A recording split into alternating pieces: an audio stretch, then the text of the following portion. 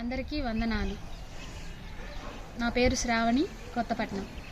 లూకా సువార్త 12వ అధ్యాయము 49వ వచనము. నేను భూమి మీద అగ్నివేయ వచ్చి తిని, అది ఇదివరకే రగులుకొని మండవలెనని ఎంతో కోరుచున్నాను. అగ్ని అనగా మనము ప్రతిదినము చూచున్నదేనని పొరపడకూడదు. అగ్ని 2 రకములు. ఒకటి సాధారణ అగ్ని, రెండవది అసాధారణ జ్ఞానాగ్ని. సాధారణ అగ్ని కట్టెలను, ప్రపంచ వస్తువులను కాల్చగలదు. అసాధారణ జ్ఞానాగ్ని కర్మ అను కట్టెను కాల్చగలదు.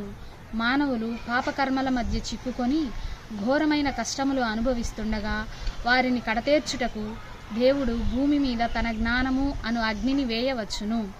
ఈ జ్ఞానము అను అగ్ని మానవులలో చేరితే వారి కర్మలను కాల్చివేసి జన్మలు లేకుండా చేసి వారిని తన యొద్దకు చేర్చగలదని దేవుని భావము. దేవుడు భూమి మీద ఈ జ్ఞానమును బోధించుటకు వచ్చినప్పుడు జ్ఞానమును అగ్నిగా చెప్పుటలో ఈ జ్ఞానము వలన మానవుడు కడతేరగలడని చెప్పడమేనని తెలియాలి. దేవుడు భూమి మీద ఈ అగ్నిని గతంలో కూడా వేశాడు.